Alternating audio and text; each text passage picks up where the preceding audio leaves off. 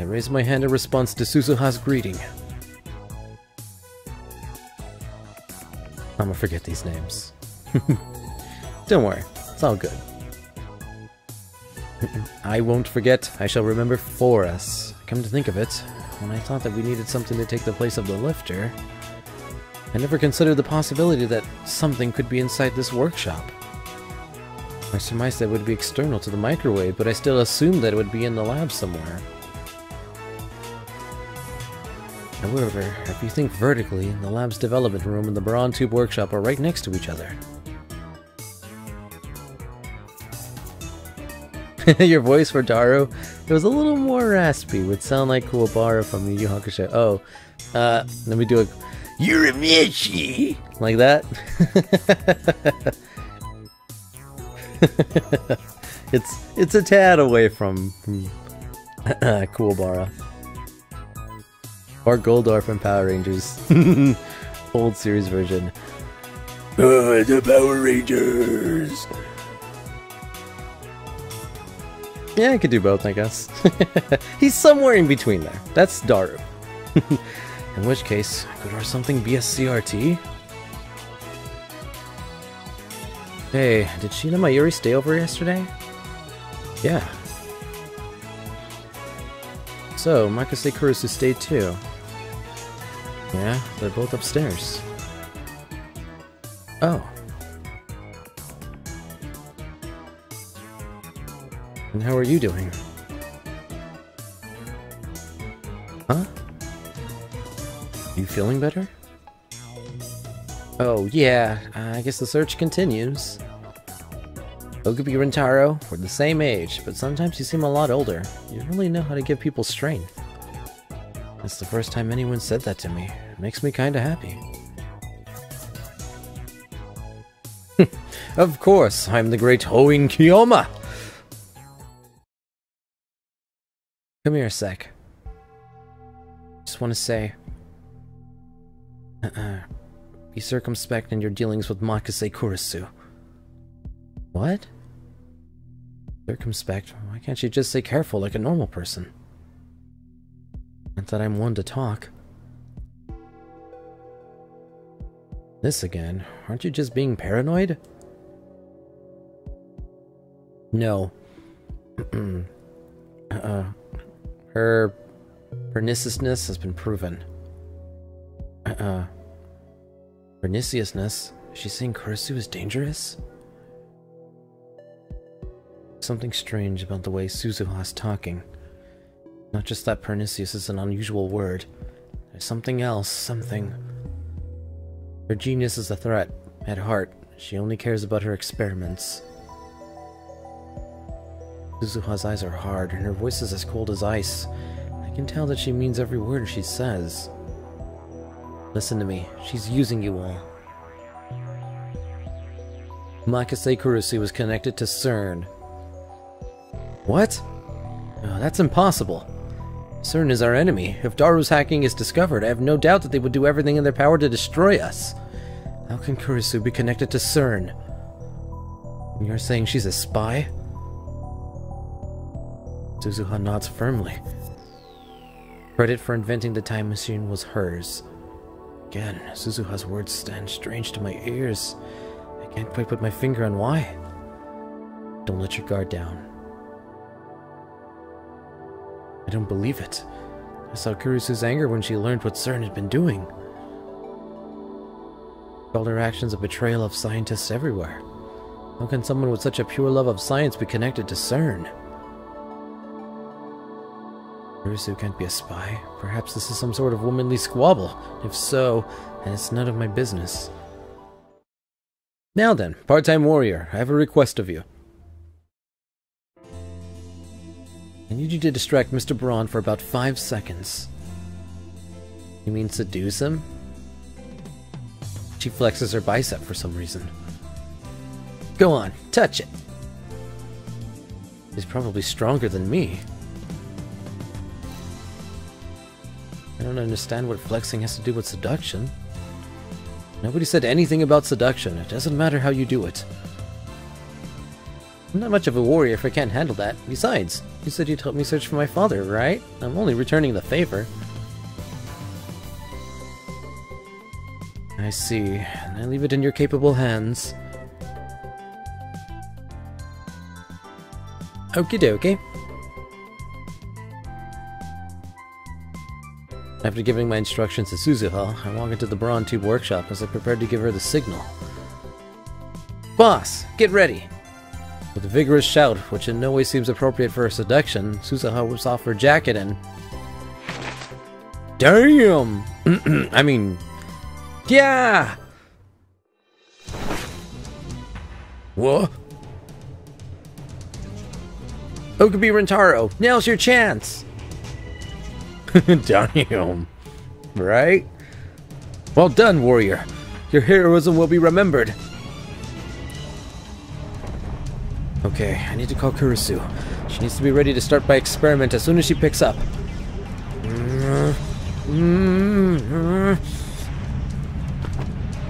Okabe! How many times will I have to tell you to not to shake the building? Cube grills or no. I ain't letting you off. Your rent's going up. Wait, Mr. Braun.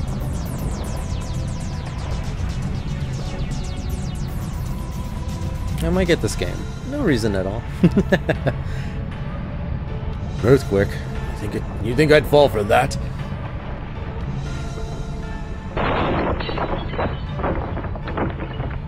Braun Tube-chan. No! Crap.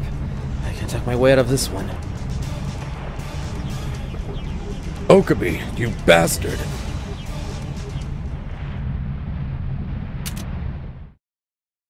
At that moment, the tremor causes the screwdriver to fall into the remote control switch. The image that was displayed on the CRT TV clicks off.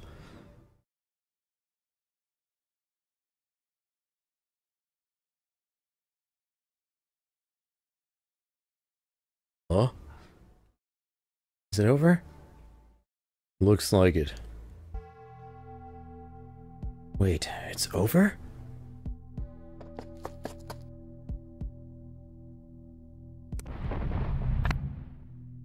Oh, the TV controls the time travel?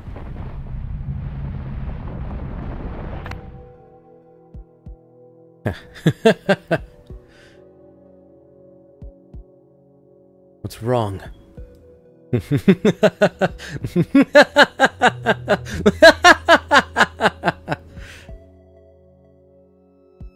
I've done it! I've done it! This is the lifter! It's so obvious. Why didn't I see it before? Of course, this must be the work of Steins Gate. It chose this moment for a reason. Snoopy. What the hell are you laughing about, Okabe? You're scaring my daughter. I'm raising your rent, you hear? And you're paying for that CRT. A little silence, please, Mr. Braun. This is the most glorious moment, for I have just been chosen as the ruler of all space and time!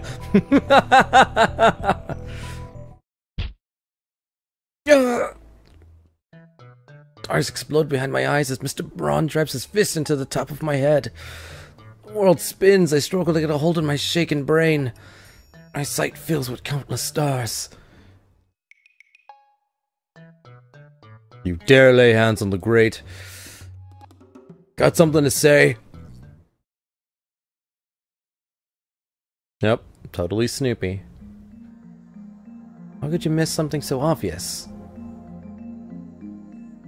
This was her first reaction when I told her that the 42-inch CRT TV downstairs may be acting as the lifter. Why are you blaming me?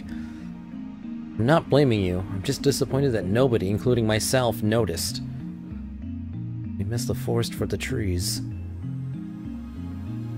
To summarize, just now, when the phone wave, name subject to change, shook the building, the 42-inch CRT was on. When it switched off, the shaking stopped immediately. Discharge was interrupted. Put a banana in just to be sure. Nothing happened. I'm glad. We shouldn't waste food. Nobody replies to Mayuri's off-point statement. We're busy reading about cathode ray tubes on the internet. It doesn't take long before we find something interesting.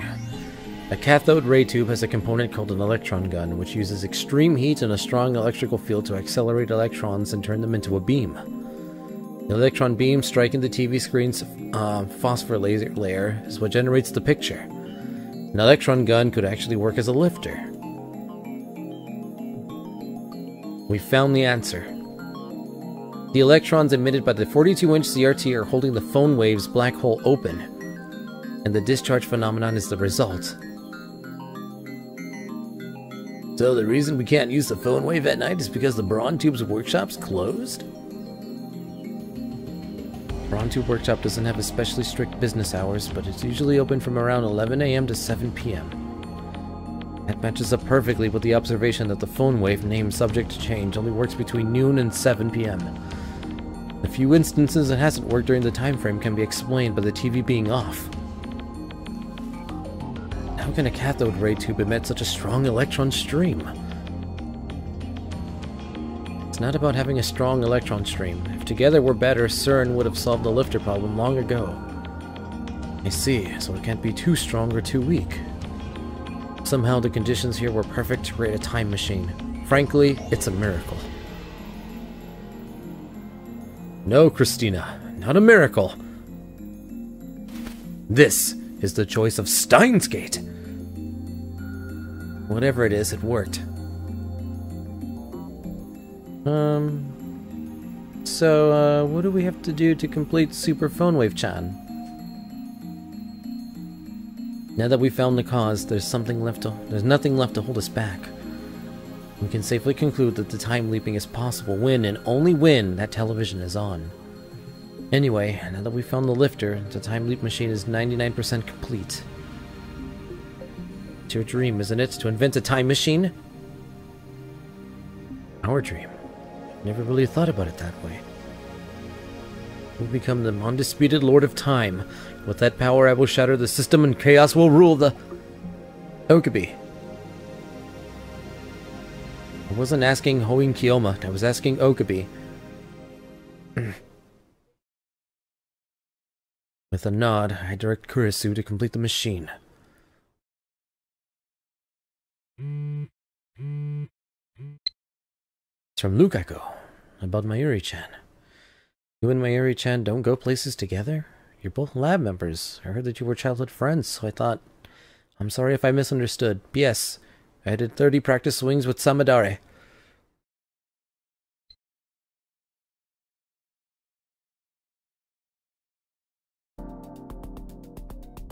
Okarin, can you come here? Can you hold this for me? Spread it like a flap. I follow my Yuri's directions and spread the costume out by the sleeves.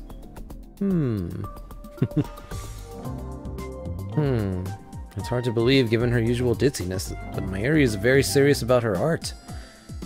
That's why cosplayers value her costumes so highly. Okay, thanks. Finished! It's done?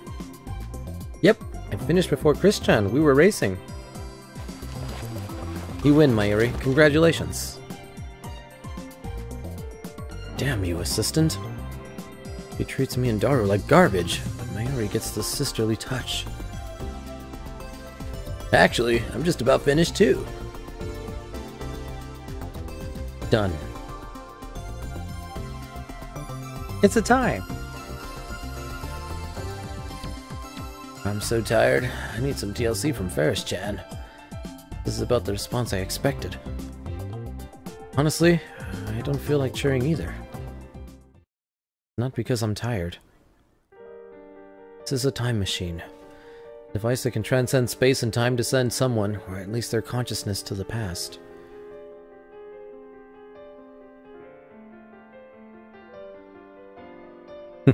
Is Snoopy nice, Magic 8 Ball? You may rely on it. This is good. We must let Snoopy know of this. Part of me never truly believed we would complete it. Thoughts of stunned disbelief crawl through the back of my mind. What do we do with it? Like a Kurisu. We may have created a monster here. And look at the improved phone wave, name subject to change again. The biggest change is the headgear attached to the X68000. Just put it on and let the sensors do the rest. Looks a little cheap, but I'll let this one slide. Assistant, explain for us all how the time leap machine works. I know the basics, but I want to hear the details.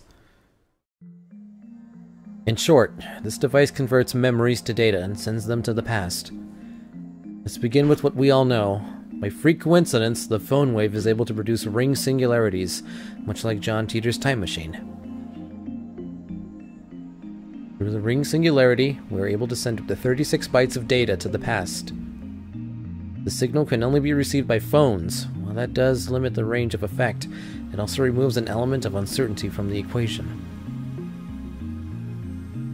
Unlike D-mails, memory data is sent in the form of a phone call, so we will be using a phone number, not an email address, to get set the destination.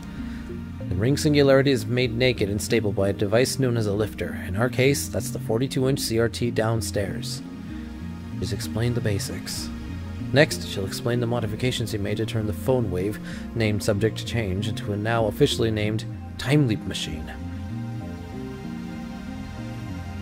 The phone wave now has headgear attached. This headgear records the nerve impulses in the temporal lobe of the brain, specifically the CA3 region of the hippocampus, where memories are stored. Then, using VR technology, we encode the nerve impulses into electrical signal data. It comes out to approximately 3.24 terabytes. 3.24 terabytes? That's less than I expected. We're talking about the entirety of a person's memories. By the way, we'll set it up so that the data decodes automatically after a certain amount of time. Anybody well-versed in programming can do this. I had Hashida make the code. Anyway, next we send the memory data through the net in the LHC in France. This building has a direct line to CERN for some reason. So no matter how much data we send, it should be transferred fairly quickly. How long does it take to send 3.24 terabytes of data? We have 64 direct lines in parallel, so if we send it 64 parts, it should upload in about 45 seconds. That's pretty fast. Next, we hijack the LHC, create a mini black hole, use the black hole's supergravity to compress the data into 36 bytes. 3 terabytes is about 3 trillion bytes, compressing that into just 36 bytes. It's one hell of a squeeze. Will the compression take long? It's practically instantaneous. 23 milliseconds or thereabouts. We're using a black hole after all. By the way, the compression only holds in the immediate vicinity of the black hole. Once the data leaves that area, it'll begin to decompress on its own. This too takes 23 milliseconds. Has to make it back to the X68000 and the phone wave within that window. It's only 36 bytes, shouldn't be a problem. Continue, Christina. While the data is being compressed, we use the phone wave to generate a Kerr ring singularity. When the electron discharge phenomenon occurs, we take the 36-byte data, patch it in, and send it to the past. This part is just like a D-mail. The data travels to the specified time where it arrives at the recipient's phone. By now, 23 milliseconds should have passed, so the data will be fully decompressed. Next, the decoding program runs, converting the data back into nerve impulse signals. These signals are discharged from the phone's earpiece at approximately 0.2 amperes, a pretty weak charge. If the recipient has the phone to his ear, it should go straight into his brain. Assuming he answers his phone. If he doesn't, the transfer fails. Fortunately, we lose nothing but that copy of the memory data. Why a phone call instead of an email? Because we need the recipient to put the phone to his ear, otherwise the signals won't reach his temporal lobe. In this area, you have to have the frontal lobe and temporal lobe of the brain. As I explained before, the hippocampus, where the memories are stored, is inside the temporal lobe. The phone sends out electrical impulses that pass through the temporal lobe and into the hippocampus, overwriting the recipient's memories. At the same time, the phone sends impulses that stimulate the frontal lobe as well. This is important. Remember that the frontal lobe is responsible for sending retrieval signals to the temporal lobe. This is how you remember things. By stimulating the frontal lobe, we force it to send retrieval signals key to the new memory data. Thus, the recipient recalls all of those memories as if they were his own. Which, of course, they are, or will be in the future. This happens in less than a second. Now, the recipient has the same memories as the sender. The time leap is complete. When did this game come out? About 5 years ago. Actually, about 10 years ago. 5 or 10 years ago. It's pretty old. This is a remastered version, though, so...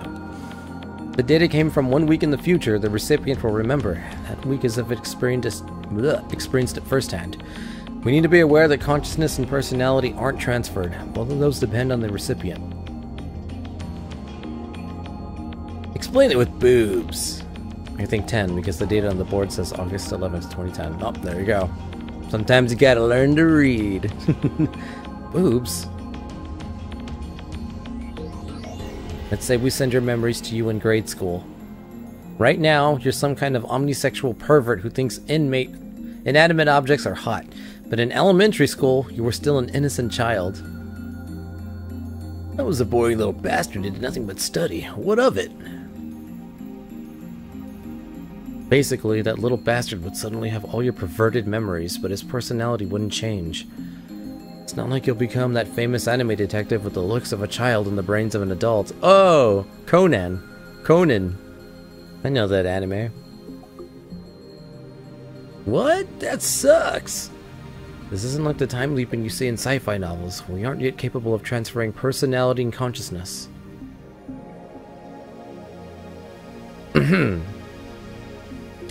Since you need a phone to receive the signal, you can only send memories to the times you had one. We also need to make sure that the sender and recipient are the same person. If someone besides your past self, your parents, or a friend, for instance, answers the phone, then the nerve impulse signals will be projected into their brain instead. If that happens, your memories could overwrite theirs, which could obviously cause serious damage to their psyche. The lab falls into silence. So, what do we do with it? Do with what? The time leap machine, of course. What do we do with it? It's too much for us to handle, that's for sure. The safest thing would be to hand it over to the government for professional research. I can tell that she's not pleased to have reached this conclusion. She obviously wouldn't prefer to experiment with this technology. I think that something inside her probably wants to conduct this experiment. It just doesn't feel real. Ayushi doesn't get it. What about you, Okubi? And I mean you, not Hoin Kiyoma. I agree with Kurisu that the time leap machine is dangerous, but I want to experiment. There are still questions we need to answer. This is unknown territory, not just for us, but all of humanity. Who will time leap? Hard to choose. I'll pass.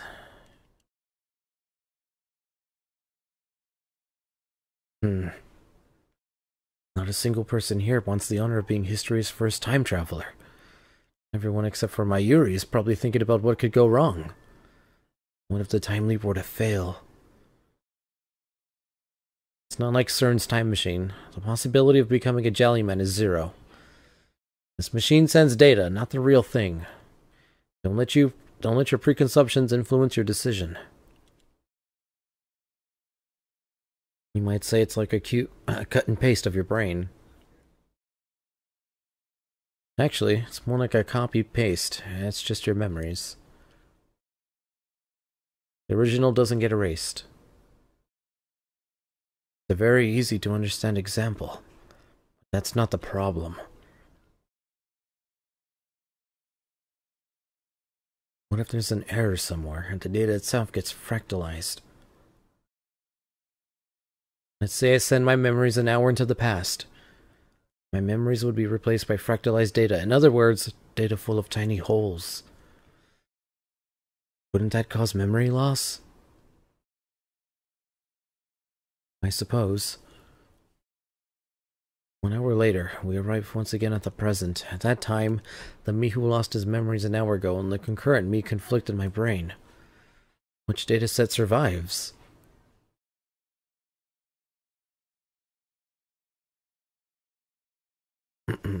Logically, the present should change as soon as you send your memories to the past. The conflicting current me disappears then. So then it's not a copy-paste at all, is it? I don't know. No one's ever experienced time travel before. When we send a D-mail, the world is reconstructed based on the phone change we made to the past. I'm the only one who's aware of this, however. Don't know what happens when you time leap. If it's the many worlds interpretation like Teeter said, then the instant you time leap, it creates two possibilities. One where you shift to another world line, one where you travel back in time on the same world line. Of course, there must also be a world line where the current you doesn't disappear. That would likely correspond to the present that we are experiencing right now.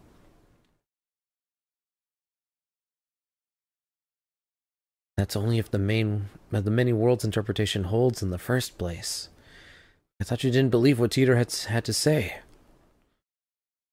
Talking hypothetically, Teeter doesn't matter right now.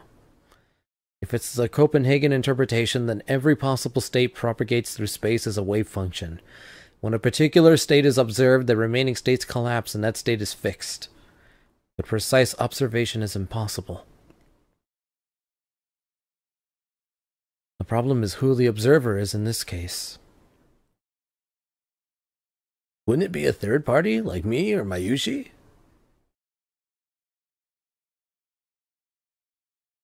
Not necessarily. It might be me.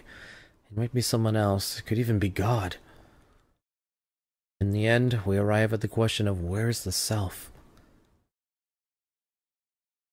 This time leap machine only sends memories. That, I guarantee. Won't the present be reconstructed at the moment of transfer? That's what happens when Okarine's reading Steiner, right? That makes sense where D-mails are concerned. When we send a D-mail, we're obviously interfering in past events. But time leaping is different. All you do is send your memories to the past, which isn't the same thing as sending a targeted D-mail.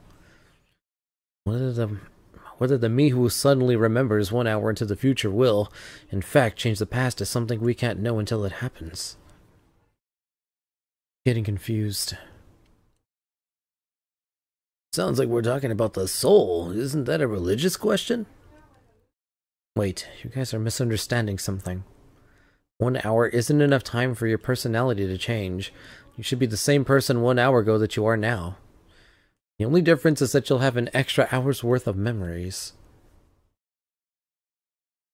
How can you be sure? Well, I can't. Nobody's tried it before. Discussion's going nowhere. Personality and consciousness can't be strictly defined, so it's hard to imagine what might happen. So which is it? We don't know. We can argue the theories all we want, but in the end, we can only guess. This experiment may end up shattering preconceptions scientists and philosophers have held for centuries. We won't know until we try. That pretty much sums it up. This is our limit as scientists. Hey. I have an idea. Why don't we make a banana time leap instead? Oh, my Yuri. Bananas don't have brains like people do. Oh, you need a brain, huh? Mayuri never changes. The atmosphere in the room gets a little more relaxed. Let's not experiment. We'll entrust the time leap machine to a suitable research institution, then we'll announce it to the world. No one has touched the time leap machine since that discussion.